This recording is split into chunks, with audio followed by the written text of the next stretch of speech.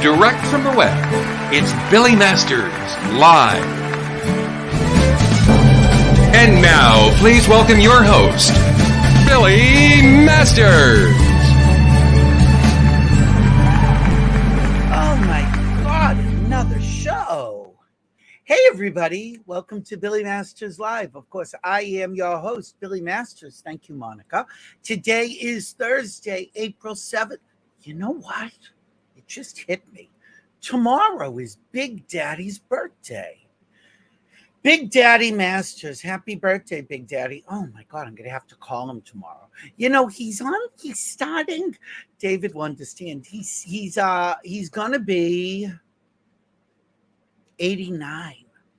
So he's got like the beginnings of like a little forgetful, like quasi-dementia. So if I don't call him tomorrow, he probably won't remember.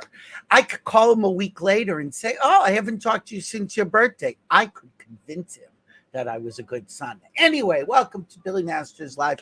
Today I have one of my, I am so spoiled because every time I do a show, it begins with, I have one of my favorite people on here. And you know why that is? Because I only talk to people I like. If I don't like you, you're not on this show. And if you wonder how Billy feels about that person, if they were on the show, I like them. There was only one person who has been on this show that I actively loathed. That would be a good game. Let's play Who Does Billy Loathe? For the most part, I can't be bothered. Hold on, I'm looking. There's already comments. Hello, Erin Quill. And I'm sure David says the same thing. Anyway, I'm making my comments larger because Billy got old during the pandemic. But my guest today, I don't even know, it's so funny because there are people who I know and the people who have written memoirs and people who, I've seen their shows like Sam Harris. How many times have I had Sam Harris on the show? And yet there's always more to ask. Well, this is another person. I have known David Pevsner probably close to 20 years. I think he was one of the first friends I made out here. He's certainly one of the few people out there who has slept in this bed. I can say that with certainty because I don't let people stay the night. Like it's chew and screw, really, frankly. Or chew, screw, and then screw. But I adore David Pevsner. He has written a new book. I have a Chiron here, which is A Damn Shame, a memoir of desire, defiance, and show tunes, as all good memoirs should be. Please welcome my friend, David Pevsner. Hello, hello. Hey, David, how are you? I'm good, but let's clear one thing up right away. Oh, no. Yeah. I sublet your apartment. That's why. That's true. No, yes. Oh, yeah. We did. I certainly did not want to imply that we had sex or that any money exchanged hands. Although I guess money kind of did exchange hands, but sure, why not? Actually, it went directly to the landlord. Oh my God, you slept with my landlord. And I will say, David, and I can say this with certainty, that David left my apartment cleaner than when he arrived. Probably, yeah. Kind of what he does. If you get the opportunity to trick with David Pevsner, you are in for a cavalcade of skills. That's true, because afterwards, I might just organize your apartment. Right. I may start making suggestions about, that bookcase and, your kitchen. Yeah. If you had a cubby here, yeah. Because you are a man of many talents. You're a writer, you're a performer, you are a composer, you are an organizer, a cleaner, have been a naked maid, have been a model. I don't know, what else have you done? There's probably something else. I'm sure. I always say that I have done everything there is to do for money, and I mean everything. So, and very little for free. What'd you say? Very little for free. Yeah. No. Well, we'll talk about that. Yeah, we will. I saw your one man show, which was, well, it was at one point called musical comedy whore. It then for Amazon became musical comedy stud. Yeah, for Um, Amazon streaming, I had to oh, change it to musical comedy stud because it's a family venture. yeah, well, all right. But it's still musical Um, comedy horror if you want to get the DVD. Right. And I was actually at the filming, now that I think of it. I saw it several times during the incarnation. And so as somebody who is working on a memoir right now, I always like reading memoirs, particularly of people who I know, because I'm curious how about the process. And in your case, I'm wondering, since you had written a show previously, did that help or impede the book? Because there are some parts of the book that really feel very musical and that they have the arcs and the same punch as the show did. But did that also hold you back a little bit? No, actually, I mean, the two shows that I did that were both autobiographical, were kind of like the skeleton of the book in a way, Mhm. Yeah. because they did run consequently, and that's not the word I was looking for. Oh, I'm so old. The word Consecutively. consecutively. Thank you. You're Um, welcome. and so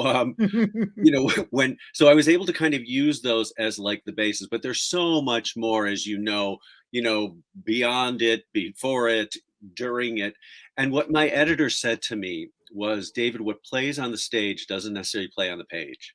That's true, So I right? had to do a lot of work to make it a little more literary, a little bit more. But the good news was there were so many details and funny stories and kind of touching moments that I could include now that you couldn't do on stage because you don't have like Right. Because 50 the hours. the opposite works, is that what doesn't work on the stage does work on Does the work on the page. page, yeah. Yeah, you're So very that was a fortunate. great process, kind of feeling these things out a little bit more, filling them out. Um, and then, it's not, I don't just take from the show and throw it in the book, Right. but there's so much more beyond what the stories in the shows are. Yeah, I'm curious, when you started writing the book, were there moments that you went, "Oh, I can finally tell this story," or this one, Absolutely. I was so upset I had to lose this in the show, but here's where it fits. Absolutely. And not only Yeah. that, when I was really in it, because, I always say my memory's not great, but when I was really focused on the storytelling, suddenly something would be like, oh my God, that guy. Oh, I have to tell that story. I mean, Mhm, I would get like an emotional reaction to just the remembrance of it. So in mhm, that case, I knew that it was something I had to include in the book. And since everything in the book, it's not just, I did this, then I did this, then I did that. Everything is tied to the themes of body shame, sexuality, and ageism. So mhm. that helped to focus the storytelling even more for me. And I felt So all if there were stories, sorry to interrupt, that's it. that didn't suit that narrative, did you have to then find a way into that story? Either that or bye-bye. Because Really? yeah, because I wanted the book to have resonance beyond just my own story. I Mhm. wanted it to be bigger than my story, and I found that the way to do it was to keep going back to those themes. And there's Yeah. a couple of things that maybe aren't exactly on theme, but they certainly color the picture of little David who grew up to be this, and who ended up doing the naked maid and the escorting and the modeling. And, you kind of had to know me as a little boy to see how far this all takes me. There was, two things. First, it reminded me of something Nia Vardalos once told me, who wrote My Big Fat Greek Yeah. Wedding, which originally started as a one-person show just up the street from this apartment, Yeah. which is that people kept telling her to make it more universal until one person said to her, "You don't understand. The more specific it is to you, the more universal it is to everybody." Absolutely. I And found I that said, "Wow, how smart." the more honest I became and the more specific, the more detailed, the more finding things that really, were why I should write this book rather than somebody else. The more I found in when I was doing readings of it. Originally I thought, well, this is going to resonate with 60-year-old gay men, Mhm. originally. But then as I started to put it out, I had and with my show also, people were saying, did not have your experience, but I had something like it. And boy, did it touch me, or it made me feel a certain way about myself through your story. So I was like, if you can capture that, you could do you could do a show about penguins in Guam, but if you Right. make it so that it's relatable, and that people will get something from it that maybe relates to them, that they see themselves either in the book or on stage, I think you've got gold. So I had an aha moment about that. You talk about this book. Okay, explain to people this book, please. Okay, so this is the book. Instead of having the talk about the birds and the bees, my Mhm. father handed me this book, For Boys Only, by Frank Howard Richardson, MD. And so I read this book, but The because I'm Mysteries of Manhood. Let's not forget the The subtitle. Mysteries of My Manhood. Well, so I'm reading this book, and I know that inside, I know that there's something different about me, that I'm a Mhm. little gay boy. And so I kind of thought, does it have anything about homosexuality in it? Because Mhm. that was the first thing I wanted to know. So I took it into my Sure. room and I went back and looked. Homosexuality, yes, there's pages. And on those pages, it talks about how, well, be careful because there are probably older men out there who are going to want to play around with you, and you don't want that to happen. And it got into all this predator stuff. And I was like, oh my God. And that's what it talks about in terms of homosexuality. It doesn't even Right. say the words in the book, only in the Oh, index. But huh. in the book, you go there and it's all this stuff about how older men are going to want to diddle with you. I mean, so what does that do to a kid who doesn't even know what's going on? And you're roughly how old? Oh God, I must have been about 11. Okay, Yeah. so I had a similar experience I had talked about in my one man show, which had also taken place at the Baileywick Theater. So I mean, you and I have lived very parallel lives in Yeah, so yeah. many ways. Um, and I did a show called Going Out on a Limb, and there are things you don't think about until you're going to do a show. And I remembered this, I was probably maybe 15, 14, 13, early teens. And I saw this book in a bookstore, The Sensuous Man Oh by yeah. M. So M was so filled with shame, he didn't even want his name and was probably a woman. But anyway, so because the sensuous woman had come out and then Right. the sensuous man, which I don't think sold. And I used to have a copy of it. I don't here. But in the show, I remember picking it up. And one of the first, it's about guys having confidence to be with women and how to approach women. And in the first page, it says something like, I'm paraphrasing M. It says, and don't worry about your body shape or if you're handsome or not, only fags need good bone structure. And I went, oh my God, I'm sunk. And And you don't think about it, but that is a message that stays with you for decades. And so absolutely. I when mean, you when you're talk reading about it, body dysmorphia and stuff, these things are rooted in messages that we're given as children. well, also you don't realize, like at the time when my dad gave me that book, and it may have been 12 or 13, I don't remember, but Right. it was written, I look now, in 1952, and I'm reading it in And you were how old? 1970. Um, All right, just you teasing. bitch. Yeah, so I'm reading it in like 1970, 71, where, the sexual revolution was happening and people were being a little bit more honest about it. But he hands me a book from 1952 because he just, look, I love my father. I Mhm. did, I mean, my father was the best. But when it came to talking about sex, that was not something that my parents wanted to do with me. So it was like, here, take this. And that's the first kind of explanation I had about anything going on inside of me. And yes, it does scar you because at the time you don't realize, all you go is like, oh, they're going to want to play with me. And I don't know if I want that from somebody old, like, and like what you had with that, you Yeah, even I'm read the not word fag. handsome enough. Right. Yeah, you even read the word fag and it's like shocking, but you kind of Right. go, no, but it's in a mainstream book and, M wrote it. So who knows? Yeah, exactly. So you know, The beginning and end of your book, I'm going to kind of start with, because the end of the book kind of ends the way your show ends. It ends with the same words, ends the same song, it ends with the same message. Yeah. And I'm curious, yeah, and the message being that you're basically worthwhile, you're worthy of love. And that, because the song is go ahead, I got to give give me it the up to last line. love. Right. But the last line is Um, well, the one who needs to hear these words right, about feeling fulfilled is me. right, And I get there in a different way than the book. It's a little more involved the way that I get there, right. because I have to be more delicate about saying that the ending of this book is kind of bittersweet. I don't Right. get to the end of the book and I'm like, hey, I'm great, I'm fine, I know everything. Still a work in progress. Still trying to love myself and be kind to myself, which I don't do all the time, but No, I'm well, getting none better of us at it. do, I don't think. Right. So that's the point of the end, is that, like, you got to try and get there. You're not going to get there tomorrow. You may never get there 100%, but you can still wake up, stop the negative back talk, stop, judging yourself so much, stop judging others so much, and Mhm. just let live and experience life, take it in, try to find joy.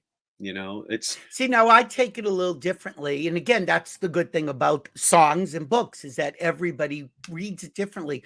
Is that I remember when I saw the show, and the song would end with "I found a wonderful guy," yeah, and at the end of the show, at least the way I took it is, I found in myself a wonderful guy, that absolutely. I'm a wonderful guy. I don't have to look for that in someone else.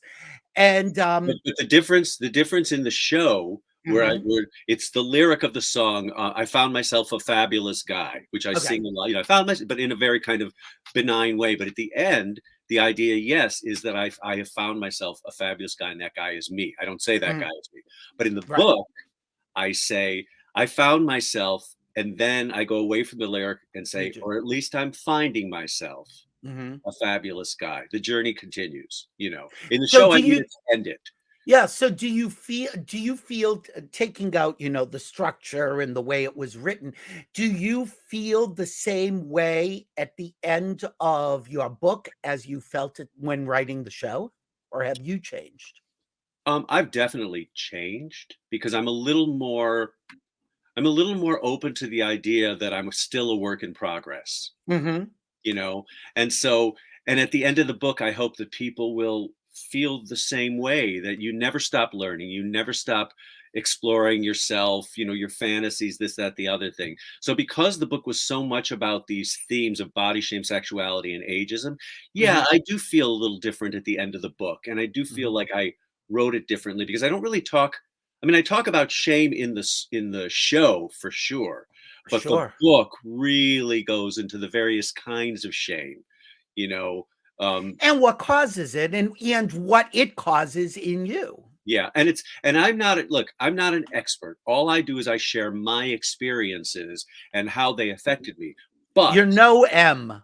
I'm no M, absolutely, or W, who wrote The Sensuous Woman. I guess I don't know who wrote that. But the point of the matter is that in my honesty, I'm brutally honest in this Oh, book, and yeah. I Oh, and yeah. I'll say that to anybody, because I felt like the only way that I could get to that universal thing is to be truly honest about my situation. Mhm. And I never had a Yeah, you moment. don't project, I have to say. You don't No, re I you don't. only I mean, aside from there are times in relationships where you muse where somebody else's reaction is coming from, but Right. you really let that go and say, "But why did I react this way?" Yeah, because I feel like it's the kind of thing they always say, that when you do any work of art, you want to make people feel less alone. You want them to feel like Mhm. there's, somebody understands what they're going through. And I believe, because I've been so brutally honest in this book, and I'm not always kind to myself during the book. I'm kind of No, judgmental not about some of my not at all. own. Yeah. Um, but I feel like in reading that people will kind of go, "Oh, wow, it's okay then that I did so and so, and I've been beating myself up for years about that, and I need to stop, you know? Right. And the other thing is at the very beginning, let's just discuss who is Marcia? Marcia was my mother. And what's that called? The word, the um, The dedication. the dedication. Oh my God, I'm so senile. The It's okay. dedication is uh, to Marcia Pevsner, the best storyteller ever. And Because what my made mom, her the best storyteller? she first off, she was hilarious. Like all my friends, even when I was having a hard time with my folks as a teenager, all my friends loved her. They would sit at the kitchen table and just listen to her tell stories because she was really funny. She was really smart. And she never had that sense of, I'm going to tell a story faster because I'm going to lose my audience. Oh, You okay. know, She whatever did it at her own pace. she did it at her own pace. And she used to do things like she would go, like my favorite story ever was she would go, when the book Sophie's Choice came out, and I'm going to do a visual on my computer, okay? But she would go, they say, and she had kind of a Chicago accent. They say that Sophie's Choice is the ultimate book on the Holocaust. You know why not? Because Sophie wasn't Jewish. And that was it. And people would be like, God, mom. I mean, she was just so funny and so active. And I also love when, even later in life, when they would come to New York to see you in shows, both your parents, but particularly your mother, and your friends would hear about them before they met them, and then they take you aside and say, "Who are you talking about? This woman is fantastic." absolutely, because, when you're a kid and even when you're a young adult, you're just like, get out of my face, let me be me. And they really, once I came out to them, they weren't like, I got them to my side very quickly, and Mhm. they did a lot of education so that they understood. They didn't want to talk about the sexual aspect of it, that's for sure. Although I'm going to push back a little bit, but it's not talking; it's writing. Tell the story about your knapsack and the Oh note yeah. your mom left. I was I in think you were going back. You were visiting from New York right, and I for was like a weekend or something. right, and I would go back to Chicago periodically. And when I'd go to Chicago, I would escape to the bars in the Lakeview area and Andersonville, Sure. Boys Town. And I would go, and this was in my 20s, and was just very like adventurous. Once I kind of built myself up and everything, I went and I'd go to the bars, I would go to the bathhouses, I would hook up, and sometimes I would roll into the house at like 5 a.m. with my, having taken my dad up.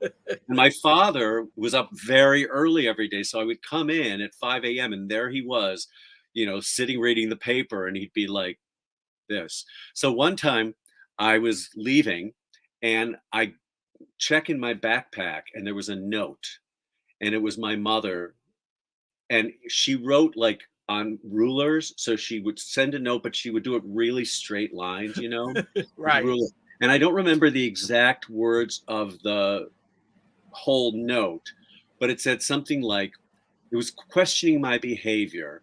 And it said, you could get, oh, and she was afraid that you could get AIDS, and then in really big, dark letters, or worse.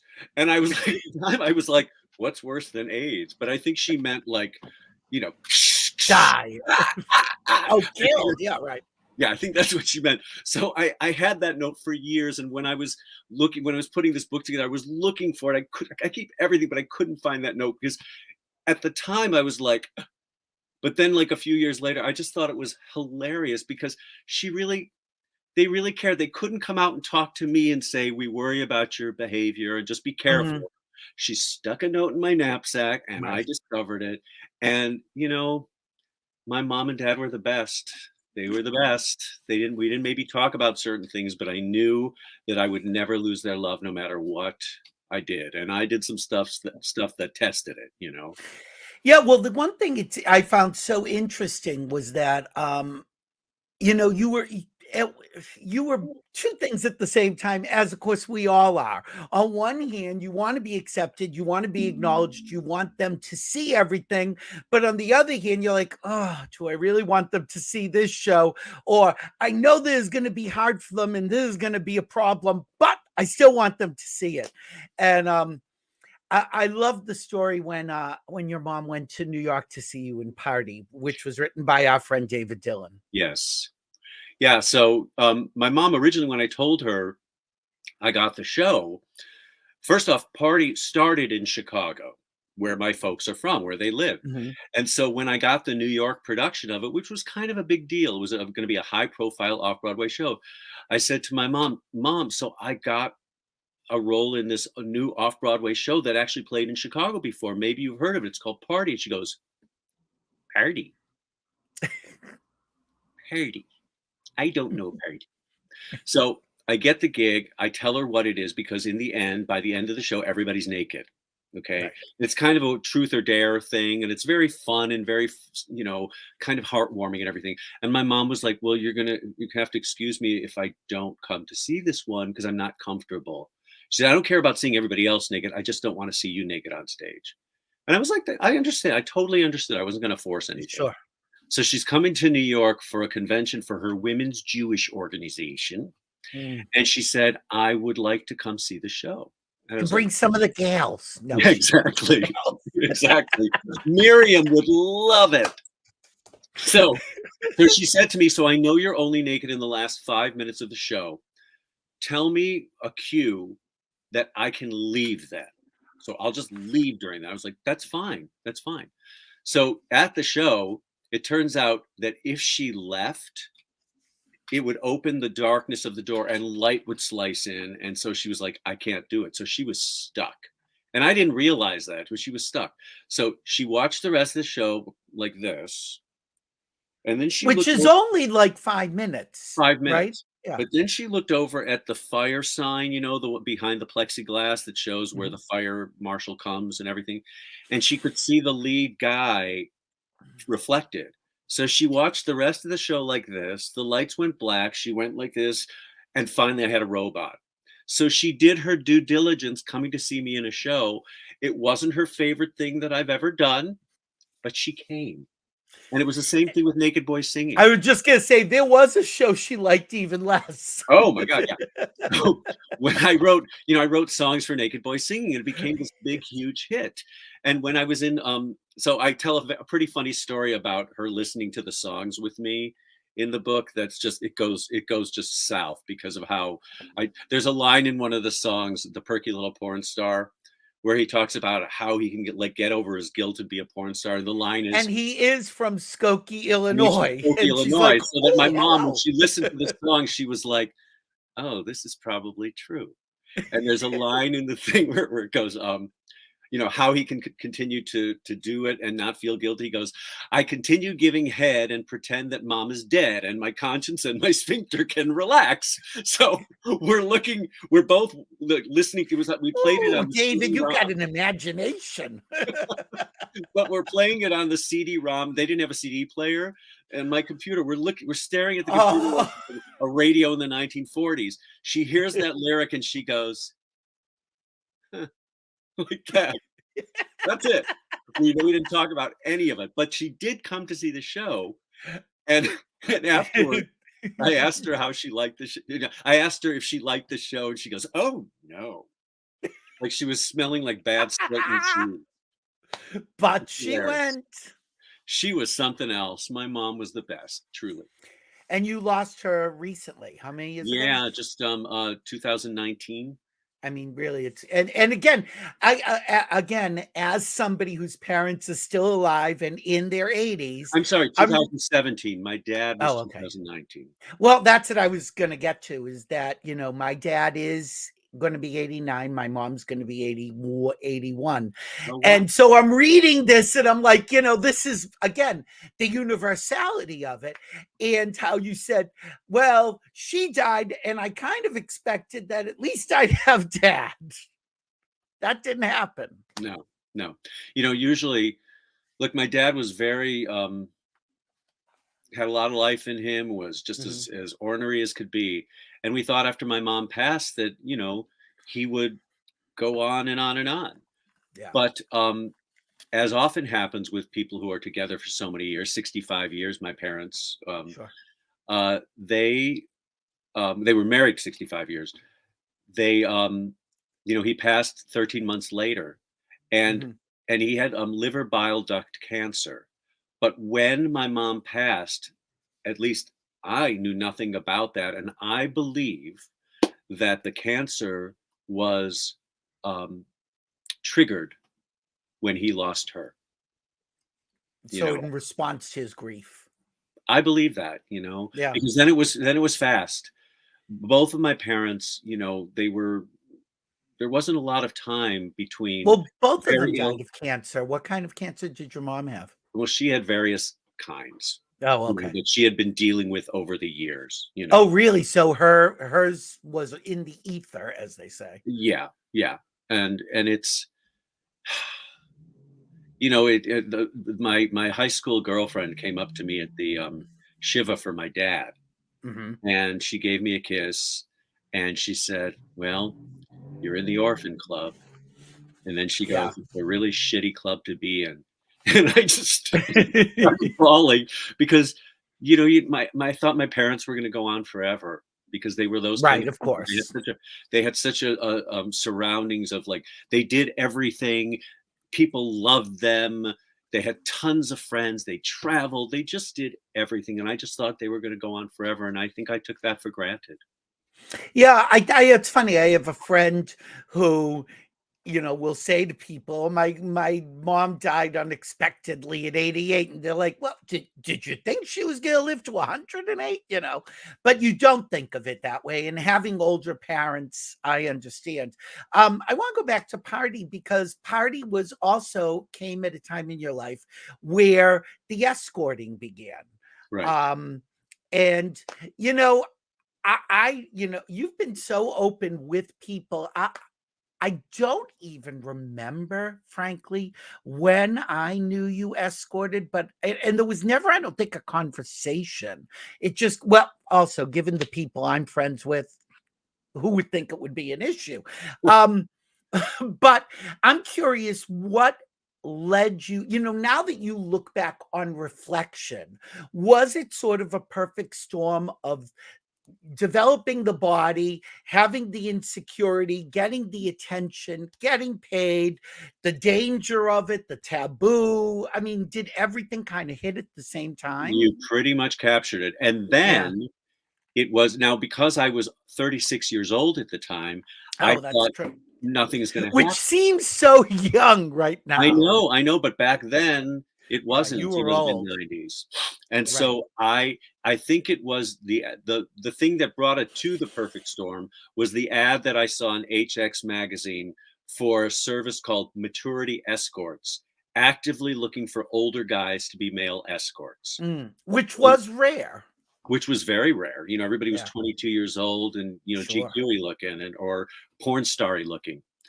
And because I And just I have to interrupt for a second. Just put it in historical context.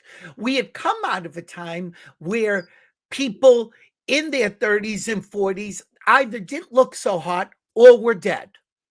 right, So, I mean, it was suddenly there were these guys who had survived HIV and were thriving and looked good. And we had older guys that we could be attracted to and were kind of role model-y for a lot of younger gay men. absolutely. And being one of those guys that made it, to my Mhm. 30s or my late 30s, um, I still was buying into the whole thing about the body being, had to be perfect, that our community was so, kind of judgmental about physicality.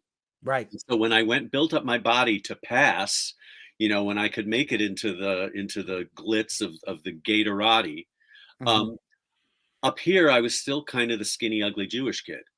So Sure. the escorting came about because not only was I not making enough money off Broadway, even though I was getting more attention for shows than I ever had, but I Right. wasn't making enough money. But it really wasn't the money.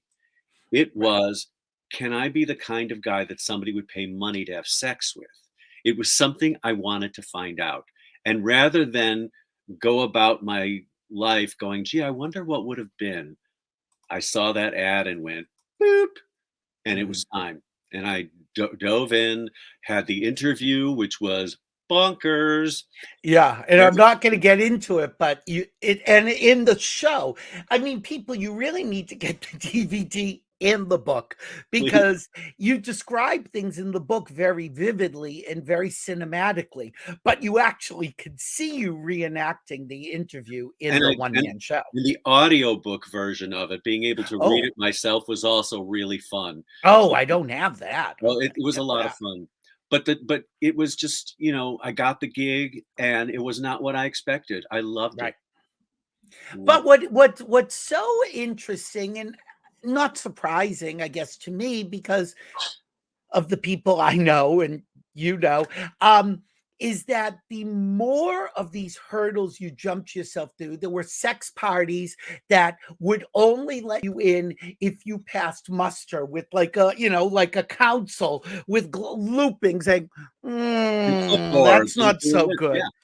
And then you'd say, oh, I'm going to do this because if I get past this, then I must be okay. Well, no matter how many times you do that, you never think to yourself, oh, well, now I'm done jumping through hoops because I must be fabulous. You never got to that point. Never And I got think that point. it's so important for people to know that, you know, external validation is great. I think if you don't have insecurities, and I don't know who doesn't have insecurities, but you know, I used to say to people that would say, "Oh, if I had that boyfriend, I would be so happy for the rest of my life." And I'd say, "Do you know that somebody has that boyfriend and he's like, oh, that old thing?" Because it is perspective and you think everybody else's lives are better and they're not, and they all have these insecurities, and usually the ones making you jump through those hoops have more than you have. Oh, absolutely. And I tell a lot about how during that period, especially first coming to New York and, all these men, all this stuff, how you were just always looking, I was always looking for something better. I could never Mhm. settle on anything Yeah, because, so if I could get that guy, I could probably get that guy. And it was, right.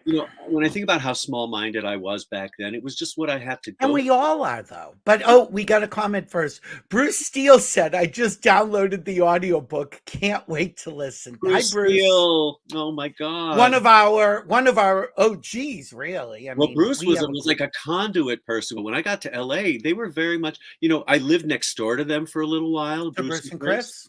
Yeah, I lived in Oh, there. we should say, okay, Bruce was editor at Out Magazine at that time, Yeah, I think so. I think. Yeah. But has worked in gay media and, other, because right now, other, for quite some time. Yeah, and And they're back in and LA one of the now, which is yeah, exciting. back in LA. Thank God. I know. Anyway, so it is a small world. And again, what's interesting about your story is, and again, I think to myself, maybe it's because I live in LA, I know porn stars, I've dated hookers. I mean, so these are my people. And you do think, that when I have found, this may be so shallow of me, so please forgive me, people, but if you're watching this show, I'm a shallow bitch. That I would think that if I date that person, somehow you're attaining those qualities of them that you covet, and it gives you this power. And what very often happens is the absolute opposite, Yeah. which is because you have it now, you will never keep it because they're going to see through you. There is that imposter syndrome that actors talk about. And just because you were lucky enough to get, you talk about going to the sex parties, just because you were lucky enough to pass muster and get in, you got there and said, but no one's looking at me because I'm the scrawny Jew with the big nose in the corner who's 120 years old. Yeah, I'm well, paraphrasing. it all comes down to if you're not good with yourself, it doesn't matter who you're with or what you're doing.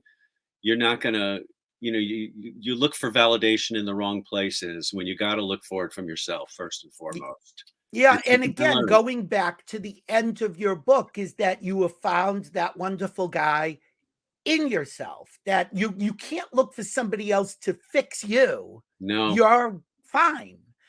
But none of us are really fine. I mean, that's how we feel. And none of us are fine.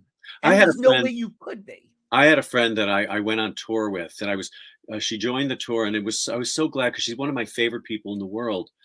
But after a while, I was like, I got angry with her because there was no bad, nothing was bad, like everything was great.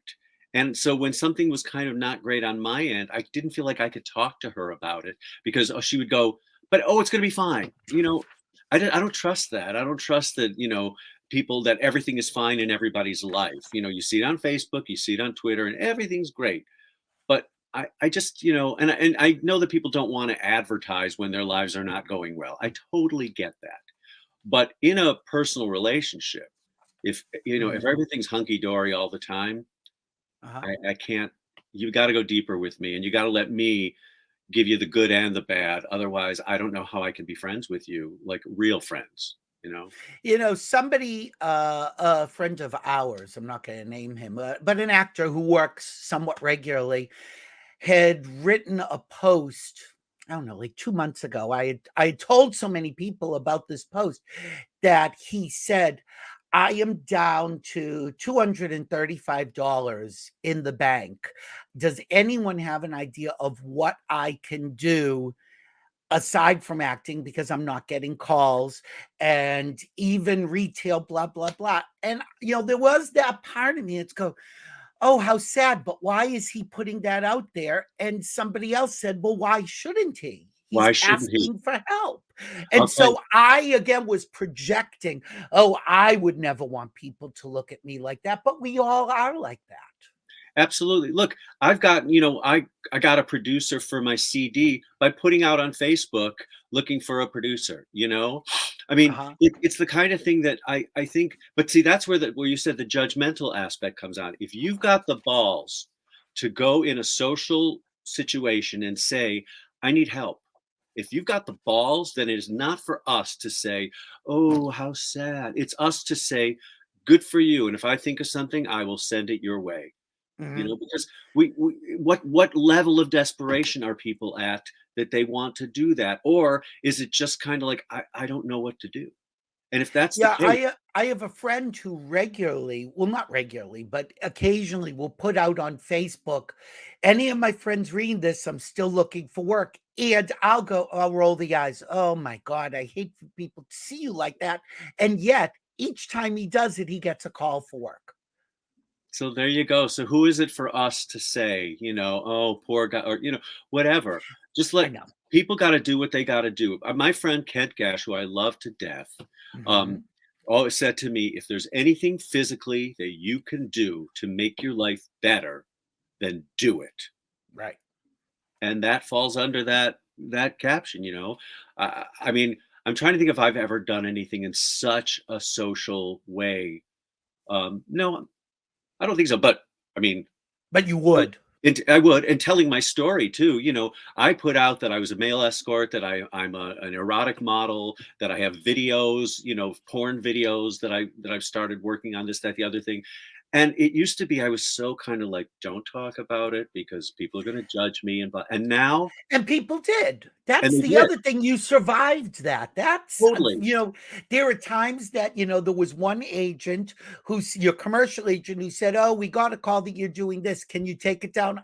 No. Okay, never mind. Which then made you proactive to call your theatrical agent, right. theatrical, My and theatrical agent, say, hi, I just want you to know that I I have got this out this. there, and then And they she both said, dropped "Oh, me. that's fine. No problem. We support you." And then 2 months later They dropped you both anyway. dropped me. Yeah. Look, I get it. I was. There's nothing in the book where I'm like, you bitches. No, not at all. No, I that totally get it. second one, you totally were like, "I get it," because I probably wasn't bringing in much money.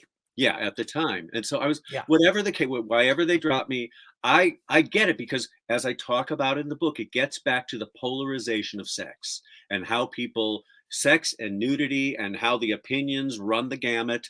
And sometimes it's that fundamentalist, right wing, horrible thing. And sometimes it's just, I'm not used to this. I think it's private and I think it should be private. Well, obviously, I don't. And what I'm Well, trying obviously. to kind of fight for, my mission is that sex and nudity should not be treated with such disgust and such a vehemence. And I don't think it should be used to judge you when it comes to getting hired for a job or Right. or a relationship. Oh my God! Well, that's the other thing. So we'll get to Reid in a second, but I'm going to even go one step further. Universality. It's about being authentic to who you are, and one of the biggest blow-ups in my Reid, named Alex, also in New York. I remember when I first met him. As we all do, you're trying to be who they want.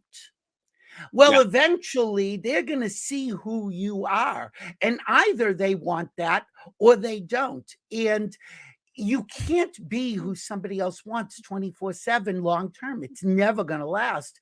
And as hard as that was, and I'm like, well, you don't love me. And he's like, well, I loved the you I met. I don't know who this is. And I'm like, Right. oh, well, that's who I always was. So bye-bye. No, and it's difficult if you can't bring your authenticity to a relationship. I always say that the person I'm going to be with is the one that we meet, we hate each other, we have to work together, that we see the worst of each other right up front. You And then have when to. we kind of work through that, all of a sudden we'll be like, oh, you're really great. I'm glad I saw that side of you at first. That's kind of how I feel like it might go for me at some point, Mhm. but because it hasn't really till now. So let's talk about Reid. Reid, you dated, were you in party at the time um or no, just out of party? I was out of party. Okay. But you were escorting, I was. I but was. you were not upfront about it at first, Not right the away, but first night. pretty quickly because Yeah. we ended up spending a lot of time once we met. We spent a lot of time together, and I And felt what was it about him that made you think this could be the one? he was so different from anybody I'd ever dated before. In what way? Um, I always dated kind of body guys, Mhm. and he wasn't that. Okay. And But you were still attracted to him. I was attracted to him, and I think part of the attraction was really smart, really he's a film composer and talented, and which talent to me is always sexy, Right. And you had music in common as music in well. common, right? And so the connection was just really fast, and I was looking to change my ways, and he happened to, because I had always kind of dated, once I built myself up, that's what I was looking for. And I was Mhm. getting the same guys as I was, a neurotic built guy who doesn't really know who he is or what he wants. Sure. Then I started escorting, and I had sex Mhm. with a lot of men who were certainly not that, and certainly not, when you're told who you're going to have sex with, you kind of have to open your mind or else you can't do the job. And I found Absolutely. that I started focusing on other things about men because I had some wonderful clients, Mhm. physically not always what I was looking for in outside of it, but it didn't matter because I was, they needed they needed warmth, they needed comfort, they were funny, some had a big dick, whatever it was that kind of drew me to them. I had to look beyond what was going on in face value in order Right. to make a connection. And I found that I was learning how to make a connection with guys who weren't my physical type. But could you see yourself dating any of those people? Somebody asked me if I ever fell in love with a client. I've Okay. never fell in love, but I fell in tremendous like with some of Okay. them. And had been, had it been outside of escorting Mhm. with the foundation that I established with some of them, Uh-huh. potentially, but Okay. it was very separate. No. Right. But then Reid comes along, and Okay. he's not the typical guy that I usually would date. Recreationally. Recreational, yeah. So And so, how did your revelation change the relationship? I think he thought when he met me, because I was escorting, that I was still that guy who was going to fall for the next, pair of pecs that came. So he was insecure about it. Right. I was there to say, no, I'm so happy to be with you. I am so thrilled that I found this. And because I'd been an escort, I think he just thought that's what I always was. I was a talker. I was a schmoozer. I was and that hooker mentality. the hooker mentality. Right. And anybody who knows me and has known me, or look, I'm sure you know some male escorts. I did it my way. I'm a certain kind of person. They do it their way. They're a certain kind of person. Right. They're not all the same. No, and the stereotype of hustler. You say hustler and you think that you're always on the hustle and that you do drugs and that you got a libido of, And some do. And some do, but some don't. That's correct. And so I did it my way. I can't speak for how everybody else does it. I did it my way. And I was always kind of a caretaker type. And so I brought that in and I could have a conversation because, I'm a fairly smart guy and I find humor wherever I can. So, I brought all of that to the table when I met with guys. That's how I did it. Right. And so I was not going to be shamed about the fact that I did it. It started Except you were. With him, I was. Absolutely. Yeah. Absolutely. Because he made me You were more vulnerable. He made me feel like I wasn't good, like I wasn't as good as him. He who knows how to do relationships and me who don't. But you know what was interesting reading it? What was so interesting in his attacks, both the first time when you told him and he kind of broke up with you, and then you ended up getting back, and then the last time, is that he seems to be attacking you for the things that attracted him to you. Yeah. That he's talking about, oh, why do you have to look like a hooker? And why do you have to have that body and blah, blah, blah. And I'm like, okay, well, why did you hit on me? And so that seems to have had to have been under the surface the whole time.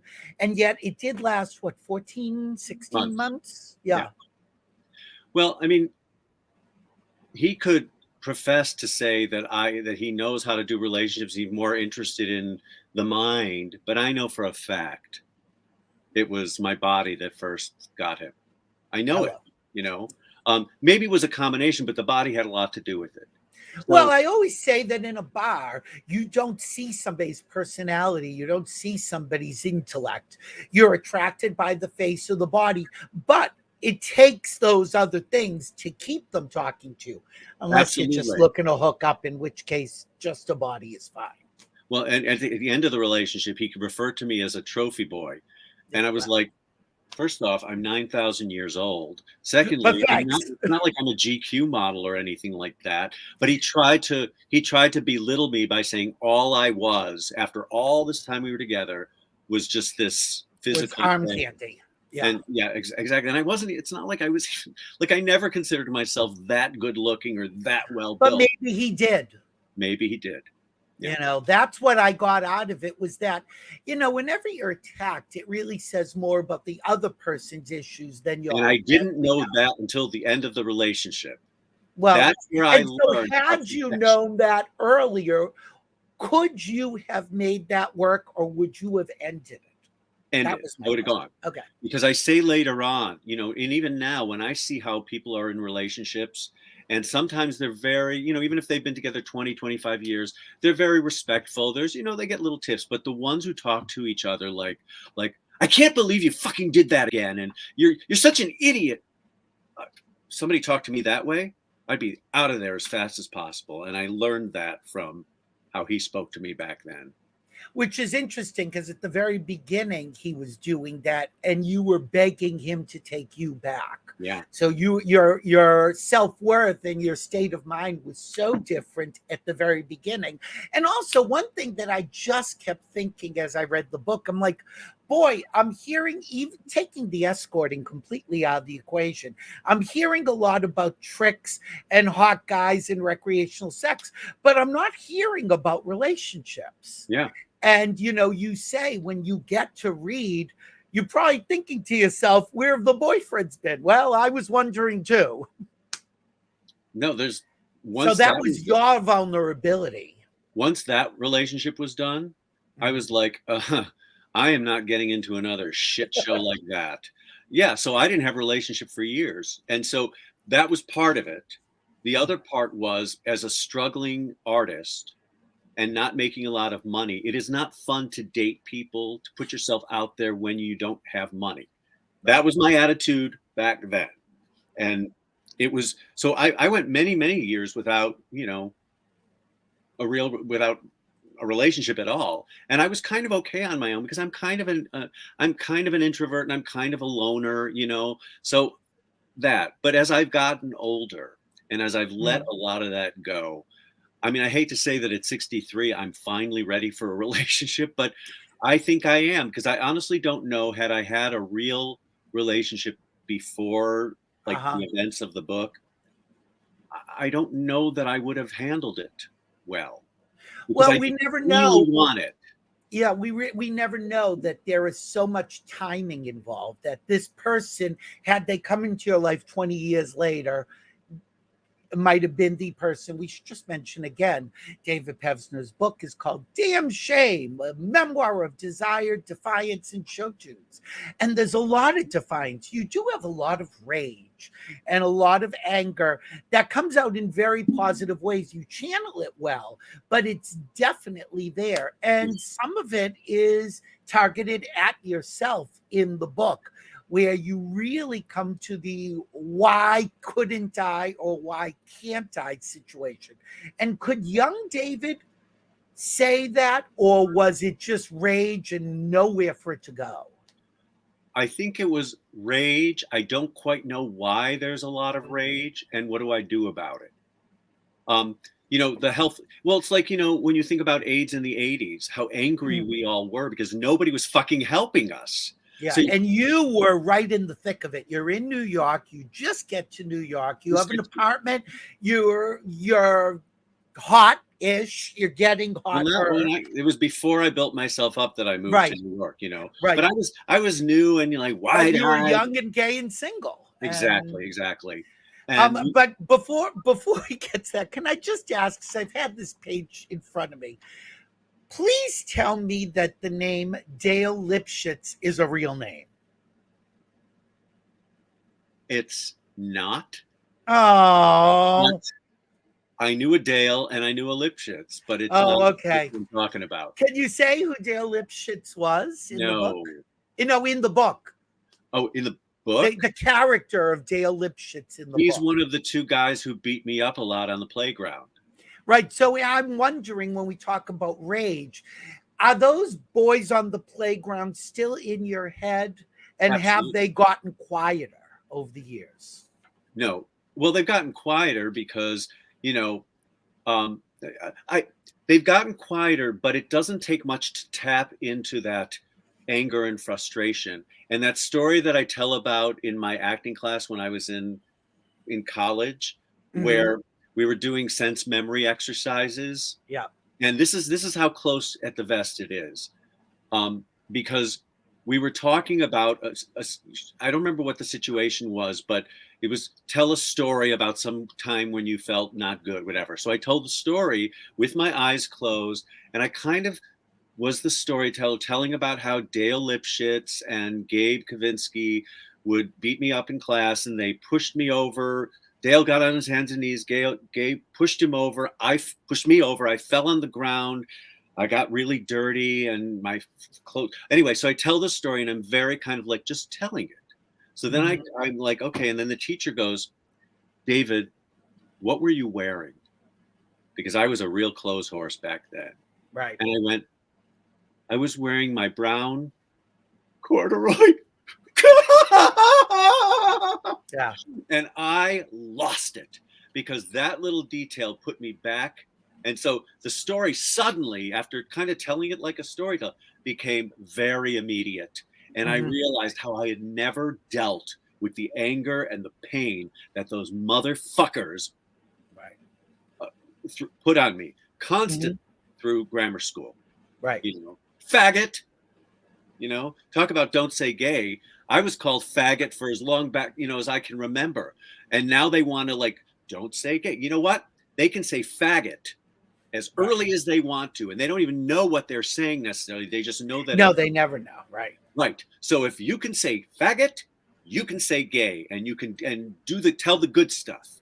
That makes me so fucking angry. Yeah, I have anger. Can we tell the story of Stan and Roger? Stan and Well, Roger. it's Stan. Well, I guess it's a Sarah and Stan story first, Well, and then Stan a was, David and Stan story. oh, so you want the Stan and Roger, like? Yeah, that where it ends up. But I mean, tell the background. Okay. Well, no, just that it wasn't until Carnegie Mellon, because I had a year at the University of Michigan, did not have any sex there, went to Carnegie and was ready to, after having some therapy time, I was finally able to engage with this guy who kind of was, I thought, straight because he was dating a friend of mine. And then it turns out that he was interested in me. So we finally did. There's a very funny story about the first time I had sex. It's a great story. Yeah. It's a lot of fun. But then after that, we kind of like, it went kind of downhill really fast because he was like, talk about, he was like this with me after moving a while, on, right? For whatever. So we broke up and it broke my heart. But then senior year of college, I was visiting New York and I was at a party and I met this guy through a friend who lived close to where I lived in Illinois. So we arranged on Thanksgiving, let's meet up. We'll go to a show and whatever. So I picked him up. We went to a show. I dropped him off. But before dropping him off, I had sex with him in my father's car. Okay. And it was really fun, see. But anyway, he was living in New York, though. I was still at school. Right. So I moved to New York. First week there, who do I run into on the subway but this guy, Roger? And I was like, oh, my God. So good to see you. I hope we can get together. He's like, oh, yeah, absolutely, for sure. And I go and I tell the girl that Stan had been dating when Sarah. he started with me, Sarah. We were very good friends because we both were like the cast-offs. So Sarah, so I'm telling Sarah, like, oh my God, I'm getting married. I saw this guy in the subway that I met the year before. It's a sign. He's so excited. And he's great. And she goes, well, what's his name? I say, I tell her his name. And she goes, oh. She goes, he has a boyfriend. And I went, how do you know he has a boyfriend? She goes, I know.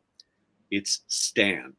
And I went, my Stan? She goes, it's a very small gay world. Small gay world. Oh my God. And P.S. 40 years later, they're still together.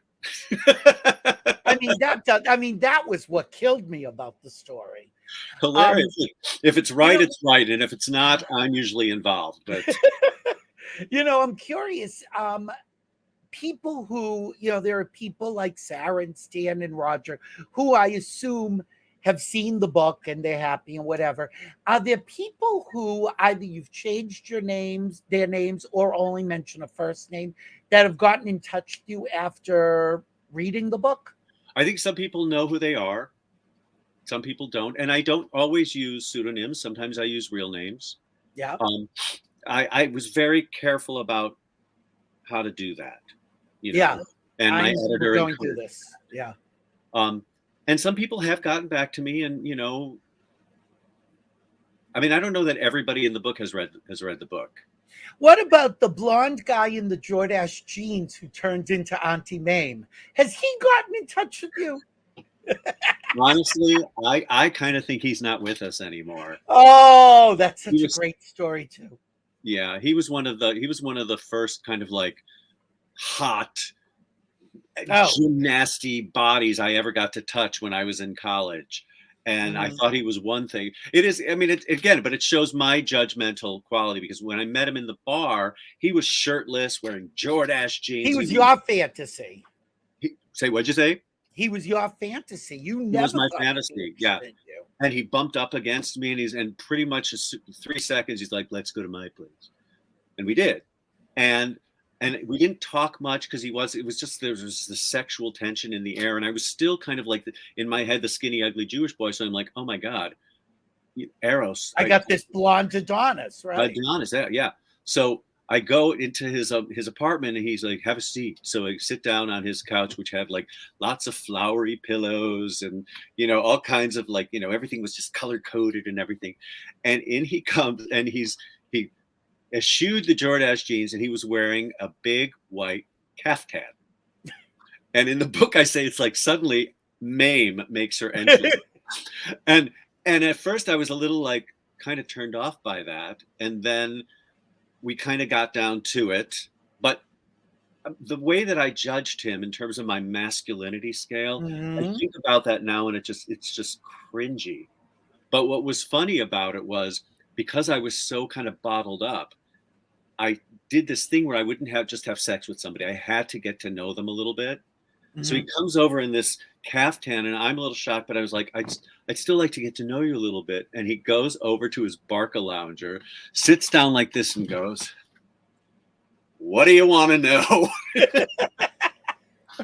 And so I asked him questions that I didn't even care about after a while. Then he came over, he lifted the caftan, I sucked him off, and then, blah, blah, blah. It all went from there. But, I was so horribly judgmental back then. Well, but yeah, again, you kind of forgive yourself because you have to. Well, I learned. I think we all do that. Is part of the journey. Part of the journey is finding out, not only being honest with yourself, being honest with others, and not everybody's not going to be your cup of tea, but at least you can A, figure out why, and B, you don't have to be nasty about it. And I also, because one thing I know about you is that you are a collector in the sense that you like knowing people's stories and getting to know them. And it is, you have an interest. I will go to see a one-person show about somebody I've never heard of because I know there's going to be something there that will spark something in me. We hope. I know that's true. Yeah, there have been times that you've said, "Oh, I misread this one." Don't ever go to see a show based on a picture. Oh, no. Especially a one-man show. Oh, but speaking of pictures, okay. So, talking about timing. The Tom Bianchi story is great because it happened the first part of it happened very close to us. You were here in Los Angeles and you were at the athletic club, the long, late lamented athletic club. And, guy comes up to you, you're really hot. I'm a photographer, want to do pictures. And you're like, yeah, thanks. I'm okay. I know I say it's like, I felt like I was going to be like Fame with Coco on Fame. Because if you get me in front of a camera, I thought it was going to be that. But what ended up happening? I saw he invited me to his apartment to look at his stuff, and I was floored by how beautiful it was. And I said, I'm not ready for this. And he said, well, look, if you ever want to, let me know. And I left. He was really great. And then a year later, I was on Fire Island visiting a friend. And who do I run into? But my friend Tom McBride, did you know Tom McBride? I did, yeah. He was a model and an actor and a really sweet guy that I met through another friend. And he was with Tom Bianchi. And Tom Bianchi was like, I know you. We met last year. And I said, yeah. He said, I'd still love to shoot you. And Tom McBride said, David, if you're ever going to do this, this is the guy to do it. Hello, right. So I did. So the next day I shot I shot photos all over Tom Bianchi's house. Did not shoot that other stuff.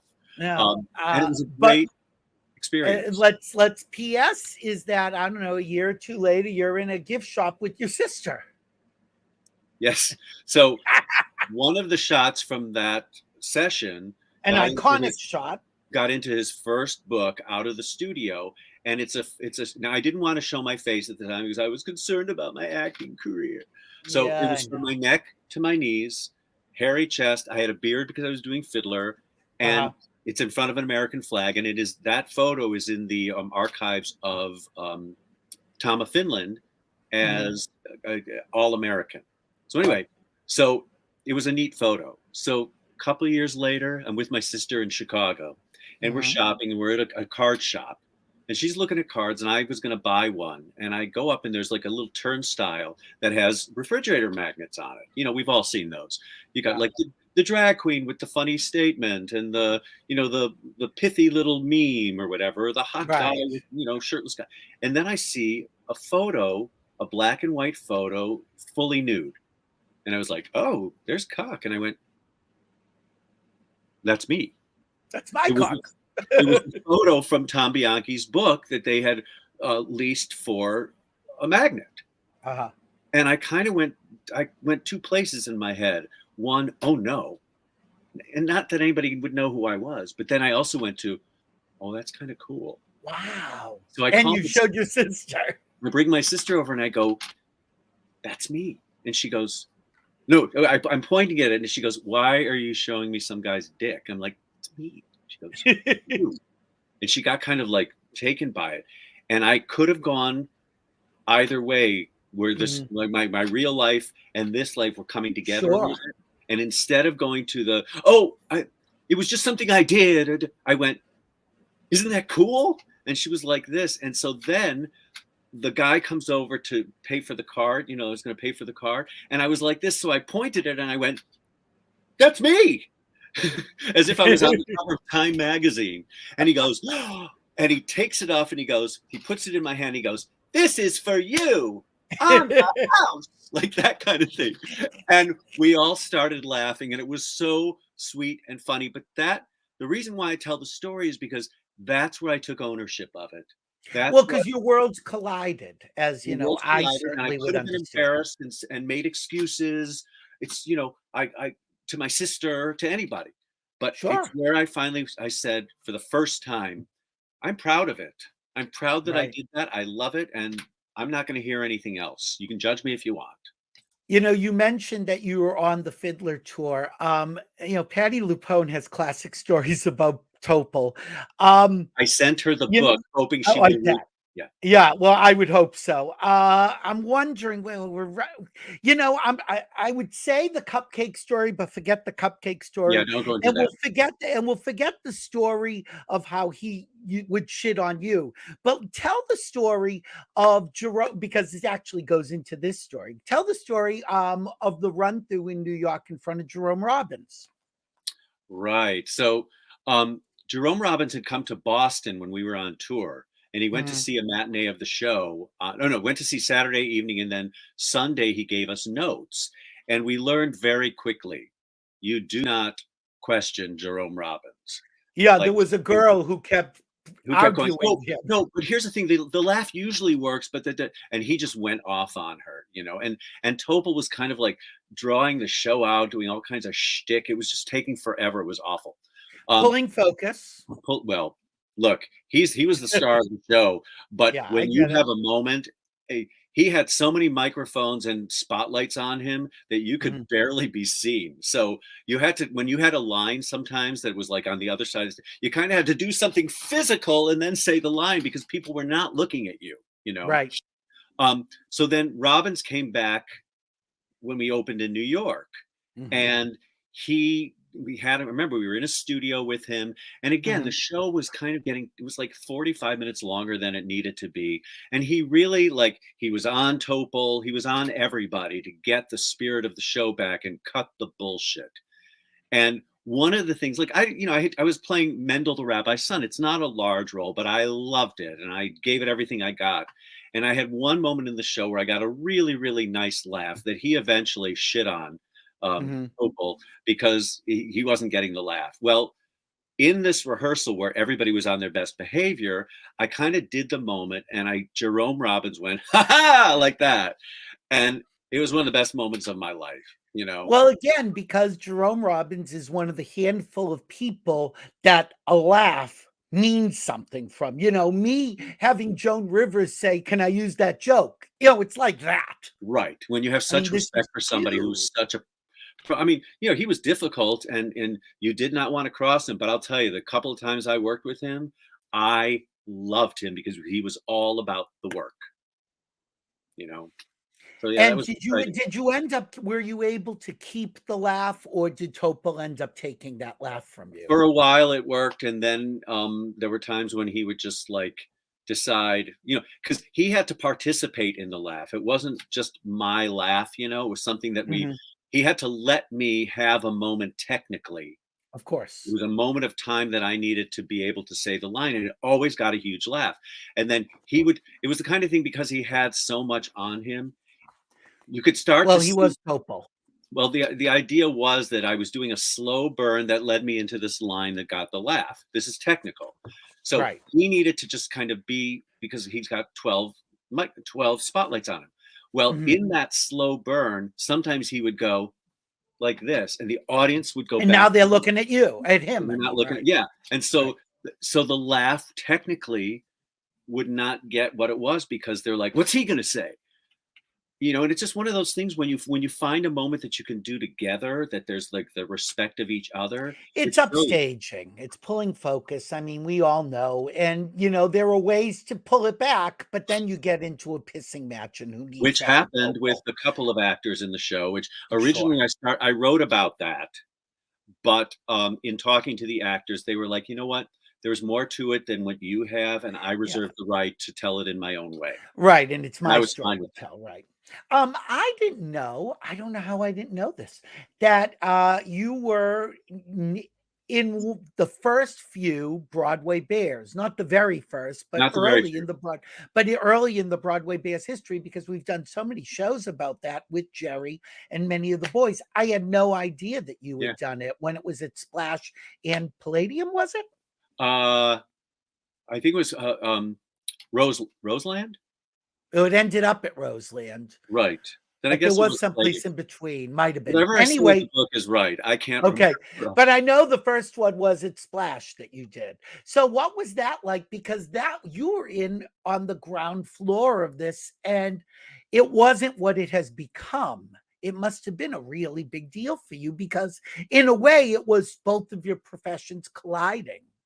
Well, it was. It was the first time where I felt like, oh, you can take off your clothes for the greater good, you Yeah, know? right, of course. And the show was so exciting because Jerry Mitchell, what I loved about him when I did the first, not the first one that I did, was I was kind of like a background person, but the Right. second one, I was kind of the focus of this one number where they turned You me were into being an ice cream licked, sundae. weren't you? Lick it, Yes. yeah, they Yes. turned me into an Yes. ice cream sundae. So, but the thing about Jerry is, it's very difficult with all those dancers getting everybody in the same room at the same time. So we never really rehearsed the number with everybody there until we did it Sure. for people. And I expressed my concern to Jerry about that once, and he went, David, I trust you. I trust everybody. And it's true. He just Yeah. he put his trust, because I wasn't really a dancer, so I was kind of like, I kind of kept questioning, why am I here, why am I here?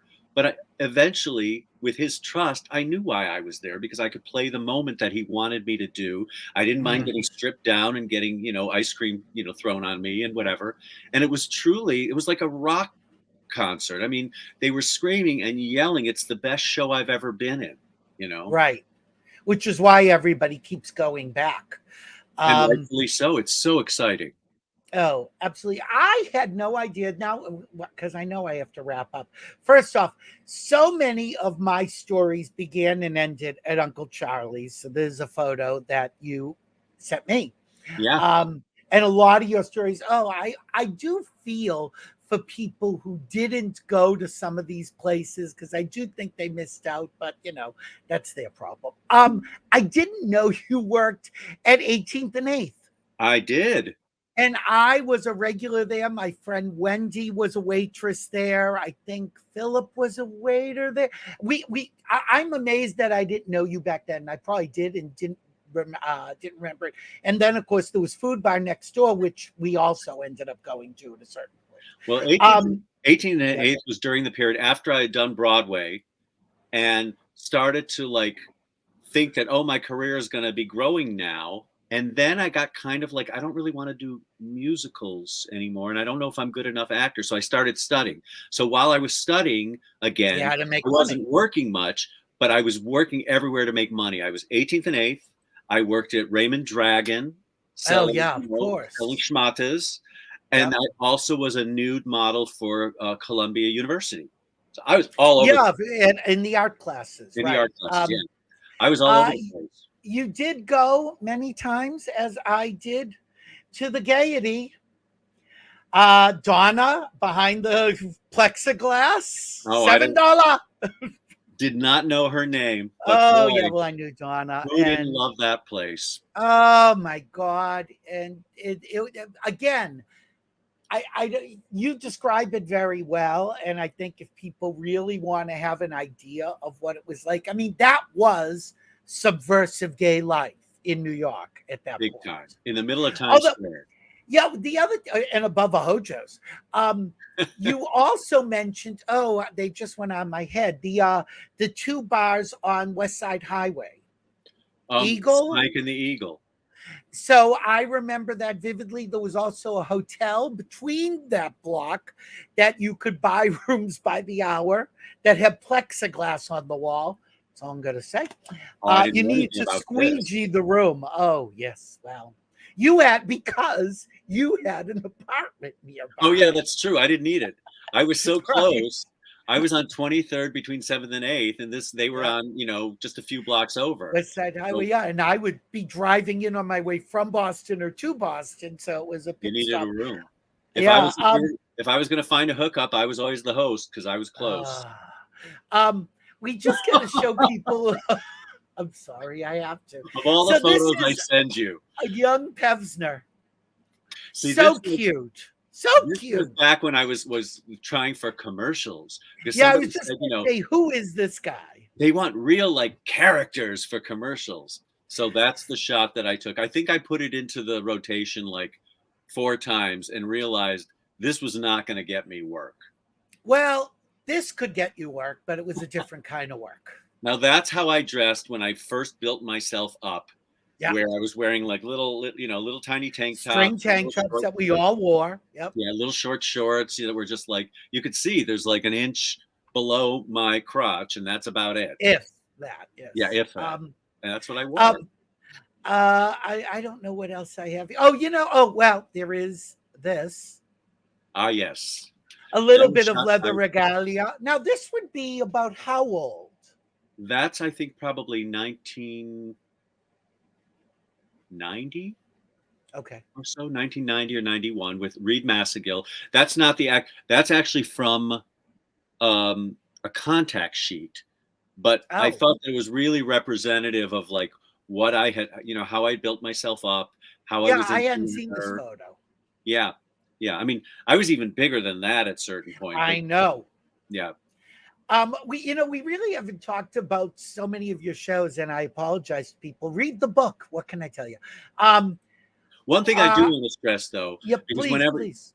My editor really, he really wanted what he responded to when he first wrote the book, when I first read the book, was the aspect of the ageism. And yes, well, clearly. The latter part of the book, I talk about it a lot because now that I am in my 60s, I see kind of, I'm in my 60s and I'm still posing for erotic stuff, and I post it. And there is an OnlyFans page, which there is an OnlyFans page. But also my stuff kind of gets posted with other older guys who are on the internet, and it's very polarizing. Some people are like, good for them, and some people are like, ew, disgusting, gross, put it back, right. Dress up, old man, I'm sick of that shit. And I kind of go like, wow, why so vehement? Why does some 20-year-olds, for all the ones that like older guys, right, why are some of them so like, what are you looking at? That kind of thing. Instead of like, not my cup of tea, but good luck to you.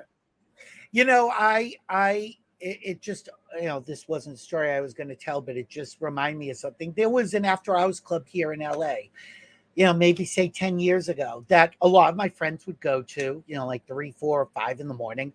And for whatever reason, I remember standing on the side of the dance floor. And like your eyes are looking at somebody, but you're not engaged. You're not even thinking of it. You're just kind of hypnotized by the music, whatever.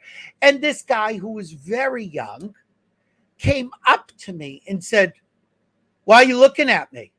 And I'm like, "Oh, what was I? Well, back off, man, whatever, whatever." And, it was a year later that he met me through friends. I didn't really put it together initially, realized I was Billy Masters, and suddenly my attention was okay. But when I was just an older guy in a bar, it was get away from me. But Yeah. suddenly, oh, you're Billy Masters. He could not have been more solicitous. And I'm like, fuck You know, yourself. women have talked about ageism for so long, and I don't think that men, especially in our community, I don't think we talk about it enough, because not only are we ageist within our community, but we're also ageist with ourselves, where Oh, we sure. say We project. we project, but we also say, like, okay, I'm 50 years old, I don't have a relationship, nobody's ever going to look at me again, so I'm done. And that is like self-ageism. And Right. I And want it's also what you are sending out. I am not deserving of this. exactly, I'm done. And when somebody thinks they're done, they are. So what I want from my book to be able to do is to kind of say, no, you could have 10, 20, 30 years ahead of you. Why do you want to shut yourself down now? If you're looking for somebody, there is somebody out there. If you just want to enjoy your life and go on, but feel better about yourself, do what you need to do, but don't shut down. However, it hurts my to heart. give the flip side of that, Bring it on. that hasn't necessarily worked for us. Well, we're both single. But I'm not just talking about relationships. Well, but you're saying if there is somebody for you, you deserve it. But I think I deserve it. And on the other hand, I really don't want it. So there you go. Well, there you go. And for me, I've been such a workaholic person that my work has always come first, whatever I've been doing. And so yes, I do want a relationship. But what's the good part about the book for me is that everything that I kind of either regretted, I never really regret that much, or judged myself about, I see so much more clearly now. I see it all as part of my journey. And like this guy right here, I kind of like, I'm pretty happy with myself, Right. Still a ways to go on certain things, but I finally can own it all. And that feels so good. Even my sexuality and my proclivity to take my clothes off and do, express myself sexually. I express myself sexually the same way I do any other art that I have. And I love it. I fucking love it. Are you still somewhat of a body narcissist? Is that something you have to battle? For myself, a little bit, yeah. Well, for Not with others, other guys. no. Okay, No, so you're always harder on yourself than anyone totally harder else. on myself. But look, part of it is that, part of how I make my living, besides acting and writing, whatever, is doing these erotic videos on OnlyFans. But I also, I don't have the same body I had 10 years ago. Well, And I'm kind of more like a dad bod, but I find that that's something that people like too. So I don't beat myself up about it. Yeah, but forget what other people want. Is it what you want? That's, as we've been talking about, that's I totally have to stop beating myself up about it. I want to stay healthy, and I want to kind of stay fit, but whatever that is. Whatever that is, yeah. And do you think it was a mistake to get yourself so worked out because you ended up putting so much of your self-esteem on that? I won't say it's a mistake, because it was something I had to work through to really get to my authentic self. Would there have been a healthier way for you to do that, or was that the only avenue? That's a very given you're a gay man, and in the 80s when that is what people were doing to survive. Right. So kind of didn't know any better. I mean, it was one of the things they say is that guys built themselves up and shaved themselves and everything because it was a backlash against what was happening to men who had HIV and AIDS, where they were starting to waste, and they were getting like, Kaposi sarcoma and everything. And so to go the other way, guys would build themselves up and shave themselves down and tan themselves so that they looked healthy. Right. And it was the appearance. It was a backlash against what was being thrown into our laps. And so, and also we didn't want someone to look at us and think, oh, do they have it? Because he's skinny. Right. I was very skinny like you were. We grew up very scrawny, and you worked out not only for aesthetic reasons, but also that was healthy. Right. But it ended up that all my self-esteem was in my biceps. Well, and that's why I ask, so what would you say to somebody today who says, I can't find somebody and I don't fit in, so I'm working out and now I'm getting all this attention. That person hits you at that point in their life. What do you tell them? I would say, great that you're taking care of yourself. great that you like what's going on with yourself, but just be aware that you want what's up here to catch up with this. You know how I say, I would say outside I built myself up, but all my self-esteem was in my biceps because in my head I was still a skinny, ugly Jewish kid. And so would therapy have helped that? absolutely. If it was the right therapist, because you did have that crappy therapist. I did, but then I had good therapists, and I thank them in my acknowledgments. Yeah. It took a long time for me to get these two things together to Mm. a way that, you know, still like, yeah, is there still narcissism in my blood? Absolutely. But as much as I consider myself a recovering narcissist, there's still going to be that aspect. But I think everybody has some aspect of narcissism in them, even if it's you walk by a mirror and you do this, you know? Well, I also think, you know, for gay men, it's heightened because we are attracted to men and we can't help but compare ourselves because we're both men.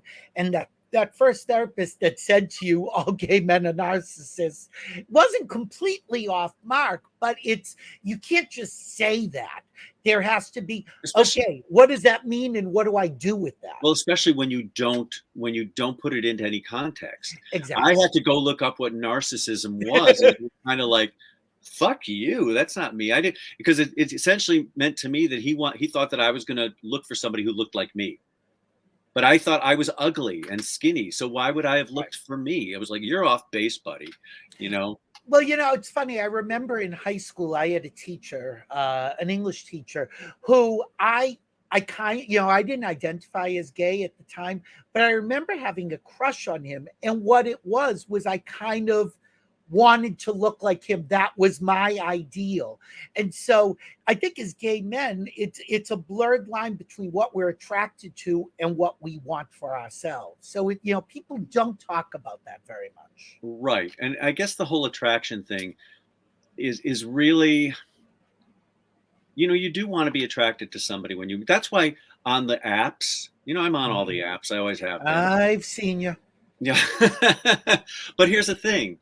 If somebody like approaches me and I'm not into them because I just think that the photos, who knows if they're true, there's not enough of a profile. If I met that person in real life, might be a whole nother thing, So that's why I can't say that on the apps that I'm always like, I answer everything and, good luck to you and this. And I don't always, because I'm just like, it's too much. I'm on too many, not only those apps, but on social media. It's just too much. Of course. But it doesn't replace meeting somebody face to face, getting their vibe, looking in their eyes, and connecting with somebody. I think we have forgotten how to connect and how to approach people. Yeah, absolutely. My whole life, the book is about connect as an actor, learning how to connect as a gay man, as a lover, as a romantic, as a personal organizer. If there's not connection, I am not a happy person, But if he's paid enough, he will clean your apartment naked and maybe jerk you off if you ask nicely. Well, that's how it used to be for me. That's how it used to be. And I loved it. I know you did. I did. And you wrote a song about it. That's right. My experiences, I love David Pevsner. Damn Shame, a memoir of desire, defiance, and show tunes. We've seen a little bit of all three here. David, stay on when we leave so that you and I can finish talking. But I want to thank you so much for doing this. I don't know how many times you've been on the show, like 3-4 times. I feel like during the pandemic, it's been a great way for me to stay connected with people who, I don't pick up the phone and I don't text or email, but it's sort of been like visiting, even though now I see you more than I've seen my family, As it should be, David Pevsner. Everybody go get it. Where should they get it? I guess Amazon. Probably. You can get it on Amazon, but if you go to penguinrandomhouse.com, on the page, there's all the different places, including Amazon, that you can get the book. There's some and get the audio book. I can't. And the audio book is a lot of fun. There's an ebook. I narrate the audio book. Whatever. Yes, I have the ebook. Okay, just a few final thoughts. Bruce Steele said, tonight's to eavesdrop on a conversation between two good friends. Gotta go. Bye, Bruce. Oh, Kirk Hunter, who wrote our theme song. Hey, kids. Hey, Kirk. Love Kirk. Speaking of bodies, my God, in merciful heaven. See, now Yeah, like he's more than that. Erin Quill, of course, said to us, oh, yeah, self-loathing is a huge deal. Well, we know. It ain't just a gay man thing. No, it isn't. And, I do think that in a way, women have dealt with this for so long that, it's our turn. And maybe you know what? I so badly want, I know it's like a pipe dream. I want to be on The View. I want to talk to those ladies. They talk about ageism every day. And I want to give the man's standpoint, Right. Well, I think the thing is that we don't have our platform. I mean, we have things like this, but women, straight women have it, black women have it, straight men have it. We're a gay men. Black men don't have one either. Maybe they do on BET. What do I know? Anyway, David Pevsner, I love you. Thank you for being on the show. People go to his OnlyFans page. What is the OnlyFans page? It's onlyfans.com/realguyla. Real Guy LA. Or I remember that AOL handle. Yeah, exactly. I think if you Google David Pevsner and OnlyFans, you'll be able to get to it anyway. And then I have a Twitter handle that's at David Pevsner. I also have at Real Guy LA. That's the more provocative one. DPevs on Instagram. Oh my God, there's way too much social media for a 63-year-old man. But we will put some of them on the link below this video. Excellent. David, thank you. You and I will talk after the show. Absolutely. Thanks for being here. Guys, thank you for watching Billy Masters Live. Next week, oh my God, first off, I'll be back in Boston. But next week, part 2, a return visit from Sharon Gless. Sharon Gless had so much fun with us. She asked, if you watched the show, she said, well, you'll have to invite me back. Well, we invited and she's coming back.